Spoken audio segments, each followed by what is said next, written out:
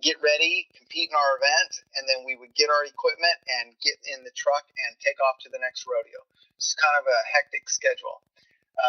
When I travel outside of California, of course, you coordinate your flights.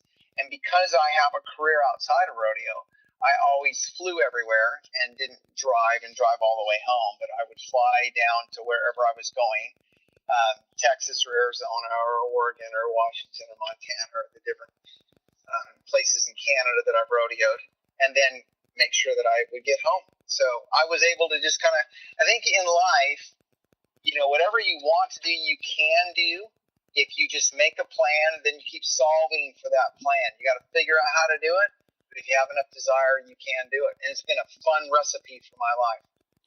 Okay, well, let me ask you that because, whether it be sports or for me writing things, not riding, I'm a writer. And, sometimes life gets in the way. I mean, whether it be having to put food on the table and make a living, how do you stop life from getting in your way constantly so that you can sit down and achieve this plan you've created for yourself? Yeah, well, rodeo for me has always been something that I was able to compartmentalize, and there were years where I wouldn't rodeo as much. I'd go to a much more limited schedule, and several times I have not rodeoed for a year, and I'd practice up and rodeo again.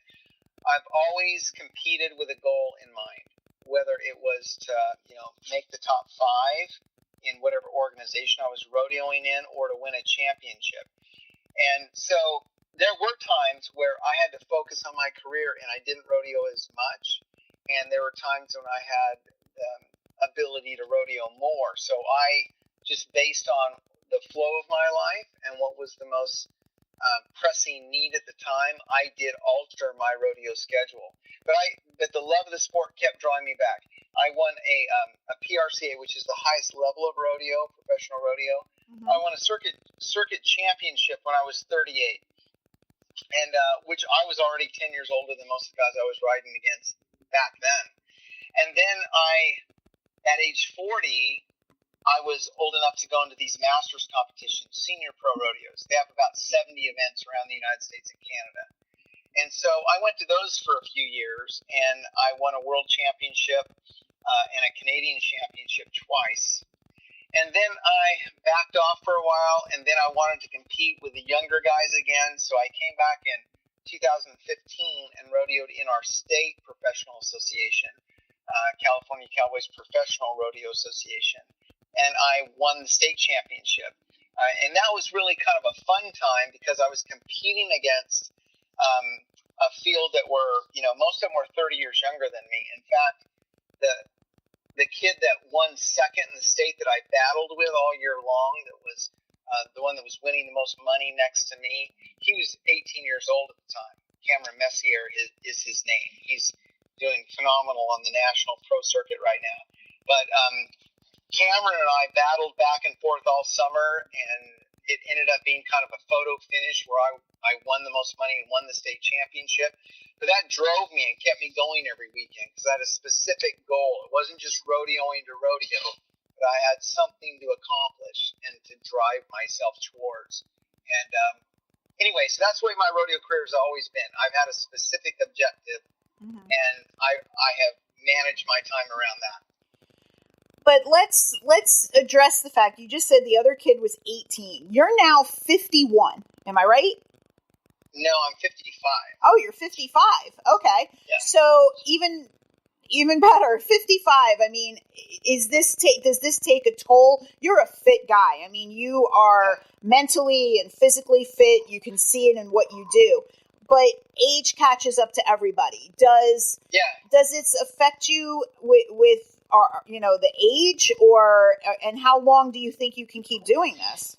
Well, I'm certainly in the twilight of my career, and I've definitely extended that window longer than the vast majority. I don't know anybody that's rodeoed at my level at my age, so it's kind of been a new precedent. But it's been fun too. That's made it more challenging, and it's been inspiring for a lot of guys that are my age and even younger guys to see me keep myself at that competitive level and train to the point where I physically have the wherewithal to do it, not just the mental toughness, but the physical ability to take the punishment that comes with that sport. So that's been something, I don't know, it's made it actually sweeter, the victories and the success that I've had at this very late stage of my career, knowing that I'm that much older than everybody else, and I pay a price that they don't pay because of my age. That's actually been a motivating factor, not a limiting factor for me. Mm-hmm. I realize it won't last forever. Okay, so now that, like, you recognize that, like, what advice would you give to, I know you said it's hard getting people into this right now, but I actually have two questions. What advice would you give to people who want to do this the way you have? And then how come you can't do this full time? I mean, can some people do it full time? Sure, no, that's a good question. Yeah, and there are guys, and I have lots of friends that just rodeo for a living. Personally, myself, I always wanted more than just my rodeo career. I had professional aspirations, but I had this love of the sport. So I feel like I had my cake and was able to eat it too. So that's a blessing. But there's a lot of people that rodeo will occupy their life until that window closes with their timeline, right? And they need to completely commit to the sport like you would to anything else. In rodeo, you can get sponsorships from sponsors, but by and large, you eat what you kill, so to speak. You go, and most rodeos, they pay 4 places, and you're going to have 20, 30 bronc riders there, and you got to be in the top 4 to get a check, and everybody else just donates to those top 4 for that day that don't place. So you have to really commit to the skill sets necessary to be successful in that sport and acquire those things, pay the price, and be able to win. Otherwise, you'll spend a lot of time chasing your tail, and you won't have any financial rewards. Why do a podcast? That's a good. Well, I appreciate you bringing that up, Lisa. I've had a lot of people that have been very influential and motivating forces in my life through their examples. And when we assess the blessings that we have or things that we're grateful for, one of the blessings I feel I have is I'm easily motivated. I mean, I can read something that's inspirational and I want to run through a brick wall. I've always been that way. And it's sometimes hard to understand if you're like me or like you, why that doesn't motivate other people. You know, not everybody gets the same charge.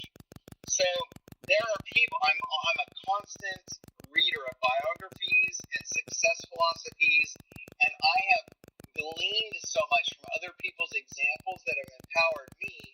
I have the desire to be that for other people if I can. So that's where this podcast came from.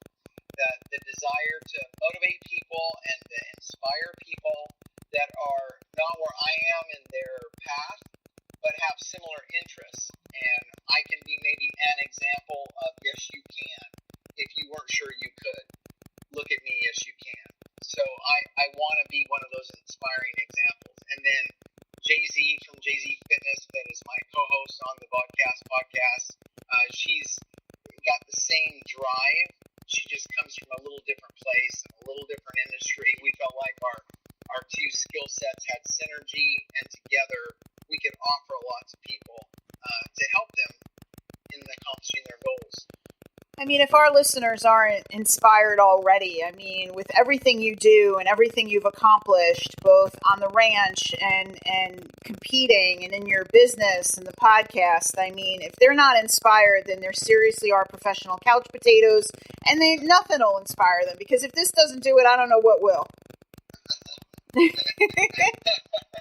Well, not everybody's going to be like me or can relate to me, but I know that there are some people that are like me 10 years ago, 20 years ago, 30 years ago, and I'm excited by the prospect of mentoring those people and inspiring them if I can. There's really, for these podcasts, I have a community of rodeo guys that know me through rodeo, that they listen to every one of the podcasts, because they know me and where I'm from and who I am.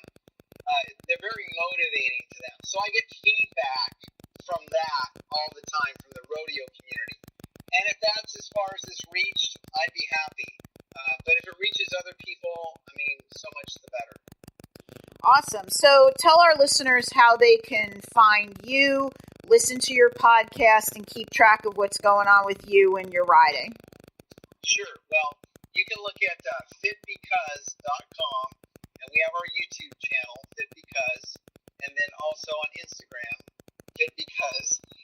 We keep posting and blogging, and then we do these twice.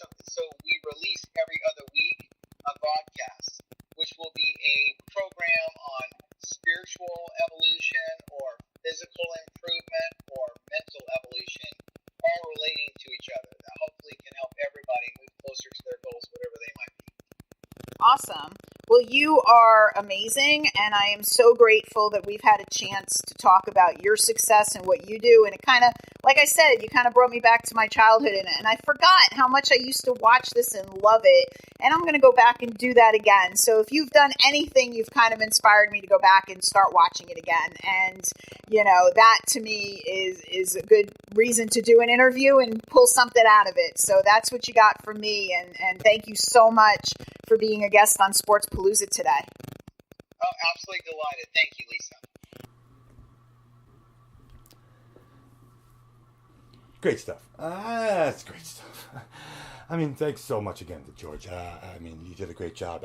You know, it's fun listening to that kind of stuff, and you just sit there going, "Oh, listen to you. I know you've interviewed. My goodness, how many people." So I know, you know, when I knew I left you in pretty, you know, I left you and George in good hands. You guys are taking care of each other. And yeah, that's cool to hear him talk to you like that. I mean, he obviously enjoyed you too. That's cool. Yeah, we had a lot of fun, and he's very inspirational and really inspired me to kind of get up off the couch and do things that I want to do. So I want to thank George for that. Yeah. That was awesome. And hopefully it does that for you. You know what I mean? Anyone out there listening, that like, okay, you know what?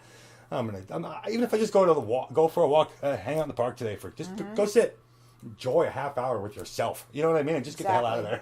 Exactly. Which is what we want to do for everybody now too, because obviously we've crunched everything that we can crunch here. And again, we want to thank George. And again, honey, great job with the interview. Thank you. Yeah, great job. And make sure everybody follows us. Yeah, get over it on our Twitter page at Palooza Radio. I know you're going to be setting up the Sports Palooza Twitter page here pretty quick. We'll get that all information to you. You can envision it'll be Sports Palooza. The odds of somebody having that one, obviously we already have that Google Plus and our YouTube page all set up for Sports Palooza. So and we'll bring all that stuff to you in our next couple of podcasts. Yep. And we have another one coming up here pretty soon. So again, hey, thanks everybody for joining us. This is Sports Palooza. I'm EJ, and I'm hanging out. Yeah, she is a lovely Lisa. And we're out of here. Bye-bye.